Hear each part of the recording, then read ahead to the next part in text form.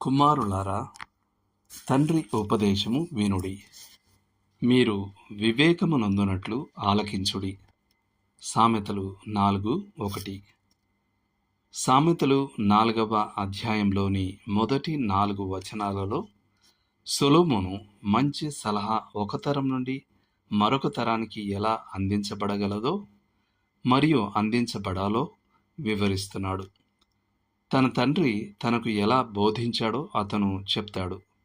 ఆ తర్వాత తన కుమారుని కూడా మంచి సిద్ధాంతం మరియు సరైన ఉపదేశం పట్ల శ్రద్ధ చూపమని కోరుతాడు. జీవితంలోని ఆచరణాత్మక వ్యవహారాలకు సంబంధించి యవనస్తులు తమ భూ సంబంధమైన తల్లిదండ్రుల నుండి వీలైనంత ఎక్కువగా నేర్చుకోవడం వివేకవంతమైనది. కానీ ఆత్మీయ రంగంలో ప్రతి యవన క్రైస్తవునికి ఒక ఆత్మీయ గురువు లేదా నాయకుడు ఉండాలనేది కూడా నిజం. తన అనుమానాలను నివృత్తి చేసే వ్యక్తి, తన రహస్యాలను పంచుకోగల వ్యక్తి, గొప్ప అనుభవాల నుండి పంచుకునే వ్యక్తి మరియు అవసరత గల రంగాలలో నిష్కపటంగా వ్యవహరించే వ్యక్తి తప్పక ఉండాలి. ఒకవేళ తల్లిదండ్రులే ఈ పాత్రను పోషించగలిగితే అది మరీ మంచిది. కానీ అలా కాకపోతే వేరొకరిని వెదకాలి.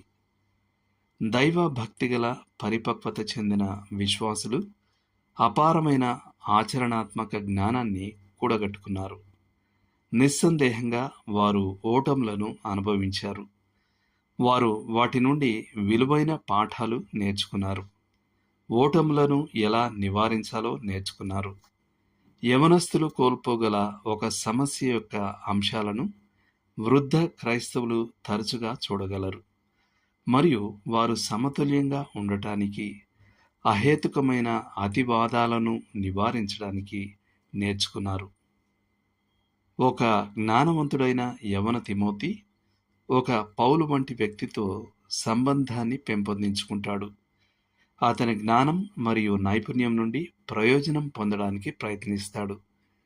తనకంటే ముందు ఆ అనుభవాన్ని పొందిన వారితో మొదట సరిచూసుకోవడం ద్వారా అతను అవమానాలు మరియు పొరపాట్ల నుండి తనను తాను కాపాడుకుంటాడు.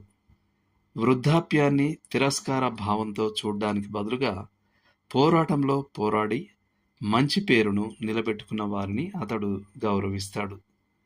సాధారణంగా చెప్పాలంటే వృద్ధ పరిశుద్ధులు యవనస్తులపై తమను తాము రుద్దుకోరు. అడగని సలహా అంత అవాంఛనీయమైన సలహా మరొకటి లేదని వారికి తెలుసు. కానీ అడిగినప్పుడు వారు తమ ప్రయాణంలో తమకు సహాయపడిన అనుభవాలను పంచుకోవడానికి ఎల్లప్పుడూ సంతోషిస్తారు. కాబట్టి ఒక యవనస్తుడు శరీరాశతో పోరాడుతున్నా లేదా దేవుని నడిపింపును ఎలా కనుగొనాలో తెలుసుకోవాలనుకున్నా లేదా ప్రభు కొరకు కుటుంబాన్ని పెంచాలని కోరుకున్నా లేదా దేవుడు తనను సంపూర్ణ సేవకు పిలుస్తున్నాడా అనే సందేహమైనా లేదా తన ఆర్థిక వ్యవహారాలను నిర్వహించడంలో సహాయం అవసరమైన లేదా మరింత ప్రభావవంతమైన ప్రార్థనా జీవితం కోసం ఆశపడినా ఆ నిర్దిష్ట సమస్యపై ప్రకాశించడానికి లేఖనపు వెలుగును తీసుకురాగల ఒక ఆత్మీయ మార్గదర్శకుని సహాయాన్ని వెతకడం వివేకవంతమైన పని. ఆ నెరసిన వెంట్రుకల క్రింద తరచుగా వెలికి తీయవలసిన జ్ఞాన నిధి ఉంటుంది.